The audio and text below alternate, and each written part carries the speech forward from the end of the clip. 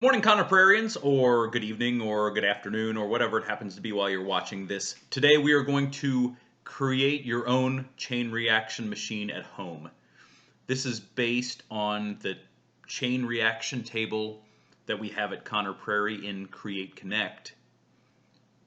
So what I've done is on that chain reaction table, I've made a very simple chain reaction.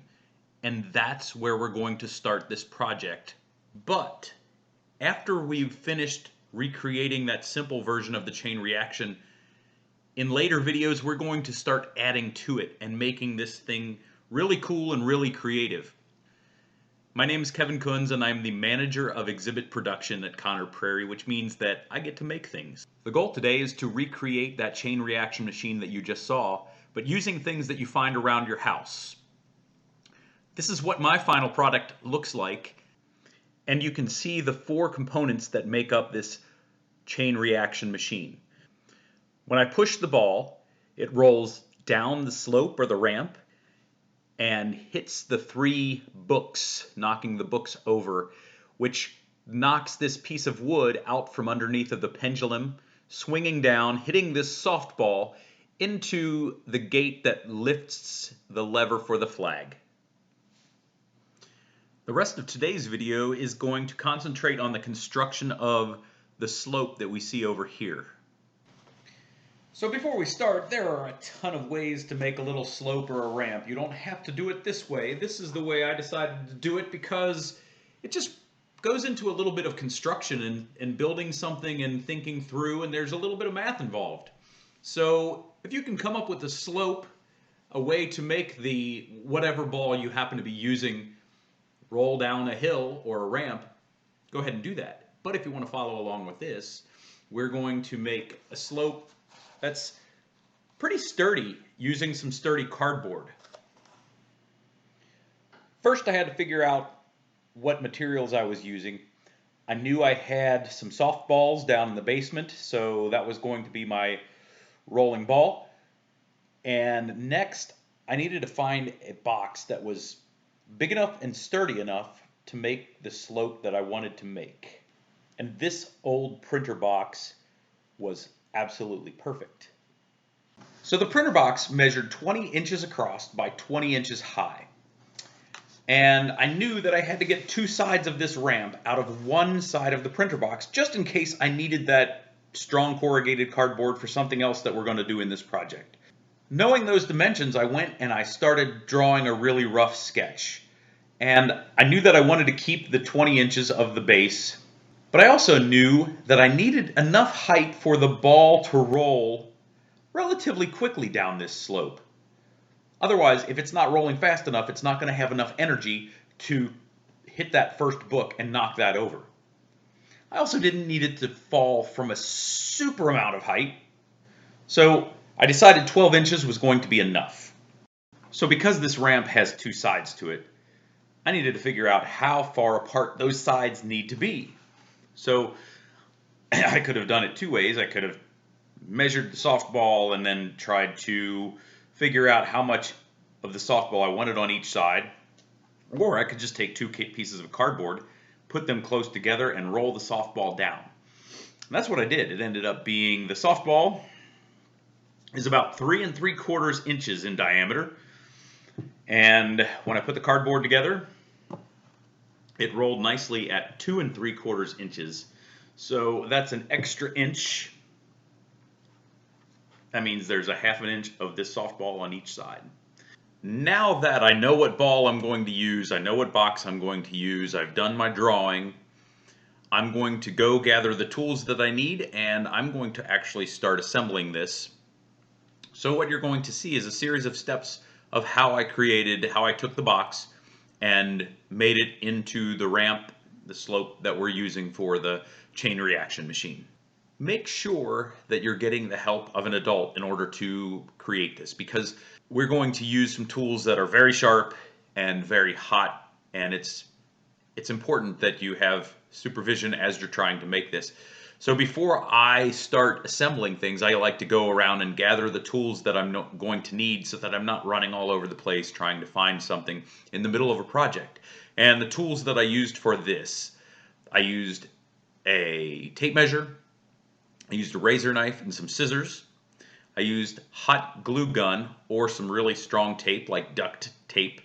I also used a round bowl and a Sharpie, as well as a straight edge in order to connect the lines when I was drawing the slope. So here's one side of the box, and I'm leaving that little flap on here because that can add extra support going up the side. So this is going to be the bottom, that's going to be the side, and then I'm going to draw my slope here in a second. So now I'm going to draw my slope, and I've placed the softball that's going to be sitting at the top of the slope up there, so I see how much space I need to just let it sit there. And I've just grabbed a bowl so that I can make it a little bit rounded so that it's not an abrupt slope. And I'm going to draw that curve on there. So there goes our slope, and then the ball's going to go out that way. Okay, there's my straight edge, and I'm just going to draw. You can see that I've connected the top of the arc where it's going to come down to the bottom of the arc. And here is the drawing of the slope before I go and cut it. This flap will eventually be the piece that goes between this piece of cardboard and the other piece of cardboard. I've left a little bit extra at the top so that the ball doesn't fall off the back as I'm getting ready, as I'm setting everything up. So this will hold the ball there in place. And now I've drawn a line at 2 3/4, or what will be 2 3/4 once that's folded.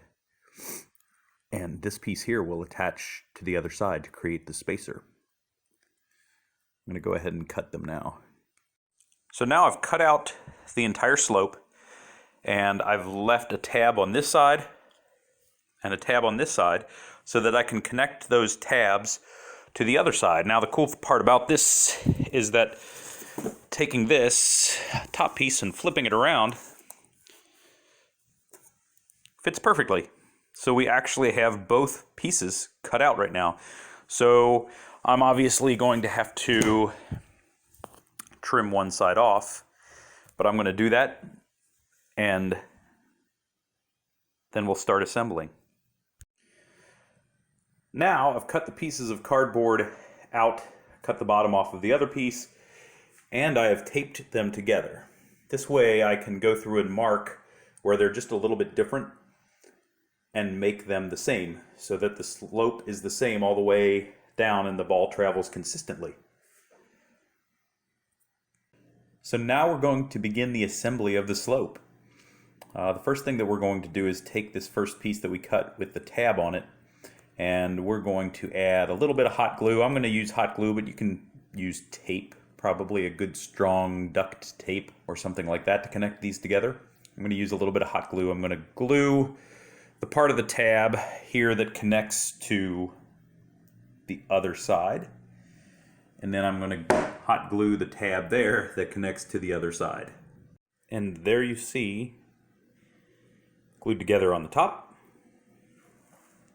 glued together on the bottom. Now it's still a little bit out of square. It wants to pull one way. So I'm going to cut some spacers from the leftover material from the printer box in order to square it up a little bit. So since I'm going to want to cut and fold the side pieces up, I'm going to need to make 2 cuts in order to make the spacers properly. So let's do a little bit of the math. This piece of cardboard is 5 inches wide, and I know I want the space in the center to be 2 3/4 inches wide to fit the softball. So we subtract 2 3/4 from 5, and we get 2.25 or 2 1/4 inches. But we're not done yet because that is the total. We still need to divide that by 2 in order to get the 2 sides. So 2 1/4 divided by 2 is 1 1/8 that you see here.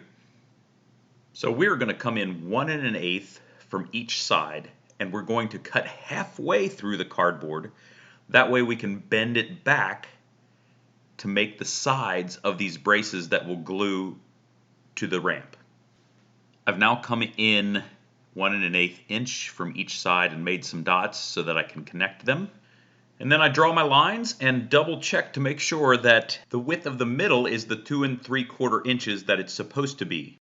So as you can see, by cutting that and folding it upward, it's added a little bit of dimension to what I had cut. So now I have to take that into account for the next cut in order to get the 2 3/4 inches I need. So I've adjusted and cut halfway through the cardboard, allowing me to fold the cardboard up to make the sides of the braces, and we've had success. The final part of making the braces is just to take that piece we've made and cut it down into smaller pieces so that we can install them into the ramp. And here it is all assembled. Now, don't make the mistakes that I did. These braces right here, I actually brought them right up to the top, forgetting that when the softball rolls down in there, it's actually a little bit lower than the ramp itself, the slope itself. We're having the same problem here with this brace. So I've got to cut that one down just a little bit, and that will allow the softball to roll down. Now the slope is completed, and I've also removed a little piece down here at the end so that it doesn't interfere with the ball dropping. And I've put this box here just to catch the ball so it doesn't roll out of the way. So we're going to give this a little test, see how it works. There it goes. Right down the slope one more time, set it there.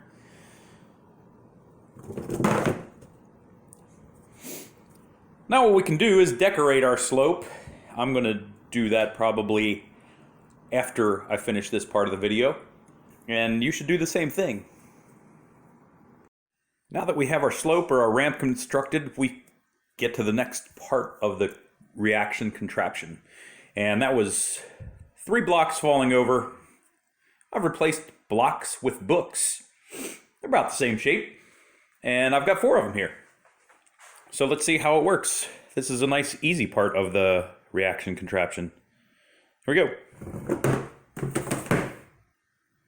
Pretty nice. So now that we have our ramp constructed and that's ready to go, you can join me for the next part of this, where we're actually going to construct our pendulum, our swinging pendulum. That's after the books, that's the next part. So go construct that ramp and join me for the next video.